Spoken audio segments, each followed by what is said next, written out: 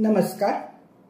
आज माघ कृष्ण तृतीया ज्ञानेश्वरी मधलाच एक अभंग आपण पाहणार आहोत. जो सर्व भूतांच्या ठाई द्वेषाते नेणची काही, आप परू नाही चैतन्य जैसा.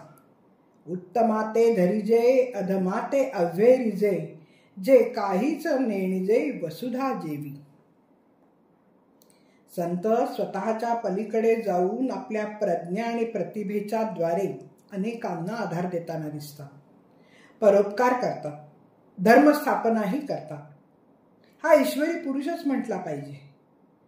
तो इतर माणसांच्या हृदयातील ईश्वर जागा करायचा प्रयत्न करतात. अज्ञान, अहंकार इत्यादी षड्रिपूंपासून ते मुक्त असतात. असा हा संत आत्मज्ञानीच असतो. अशा या ईश्वरनिष्ठ पुरुषाच्या संगतीत सामान्य माणसालाही शांतीचा लाभ होतो. अशा संताचे जीवन म्हणजे दया, क्षमा, शांती, नम्रता इत्यादी दैवी गुणांची प्रयोगशाळाच असते. आणि तो कोणत्याही परिस्थितीत मनाची शांती ढळू देत नाही. मानवतेचे जे जे सुंदर, पवित्र, दिव्य आहे ते आपल्याला संतांच्या मध्येच पाहायला मिळते. अशा संतांचे वर्णन येथे ज्ञानेश्वर महाराज विलक्षण सुंदर रीतीने आपल्या पुढे ठेवतात.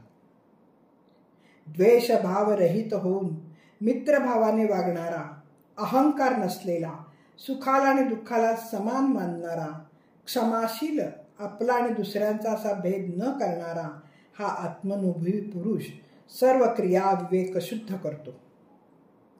सर्व भूतमात्रांच्या ठाई आपणा सकट एक परमात्माच पाहतो. चैतन्याला हा आपला आणि हा दुसऱ्याचा असा भेद नसतो. त्याप्रमाणे हा ज्ञानी पुरुष वागतो. जीभ दाताखाली चावल्यावर आपण सहन करतो. दातांना दोष देत नाही किंवा द्वेषही करीत नाही. त्याप्रमाणे त्यांचा आत्मभाव सर्व ठिकाणी विकसित झाल्या कारणाने हा ज्ञानी भक्त सर्वांना आपणच आहे असे समजतो. त्यांच्यातील द्वैतभाव नष्ट झालेला असतो. आणि म्हणून ज्ञानदेवांनी सर्वव्यापी अशा चैतन्याची उपमा येथे दिली आहे.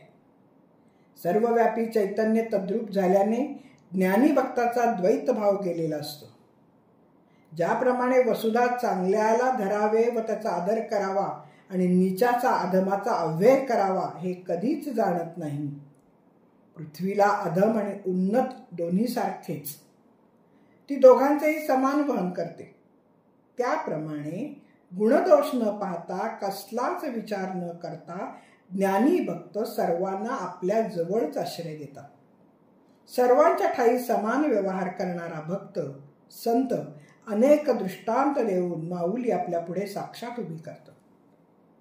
प्राण ज्याप्रमाणे राजाचे शरीर आणि गरीब माणसाचे शरीर दोन्हींना समान लेखतो, किंवा गायीची तहान भागवावी आणि वाघाला मात्र विष देऊन मारावे हे जसे पाणी जाणत नाही, दोघांची सारखीच तृष्णा दूर करते, किंवा घरातील लोकांना उजेड द्यावा आणि बाहेरच्यांना अंधार द्यावा हे जसे दिवा जाणत नाही, फक्त प्रकाश देण्याचे तो जाणतो, विषमतेपासून तो दूर असतो, त्याप्रमाणे सर्व प्राणीमात्रांच्या ठिकाणी ज्यांची सारखीच मैत्री असते, जो स्वतः कृपेची जन्मभूमी म्हणजे उत्पत्ती स्थान असतो, त्याला मी ही भाषा माहीतच नसते. माझा हा प्रयोग माहिती नसतो. तो सुख आणि दुःख जाणत नाही. हा ज्ञानी भक्त संत सर्वत्र ओतप्रोत मीच भरलेला आहे असा व्यापक अनुभवावर आलेला असतो. त्यामुळे द्वैत नष्ट झालेले असते. त्याचे चित्त आत्मस्वरूपी लीन झाले असल्या कारणाने आपपरू राहतच नाही. सुखदुःखाचीही जाणीव राहत नाही. रामदास स्वामी म्हणतात, अंतकाळी नाम घ्यावे सर्वोत्तम तयाचे. धन्यवाद. मी वाचक सौभाग्यवती पल्लवी कुलकर्णी. नमस्कार.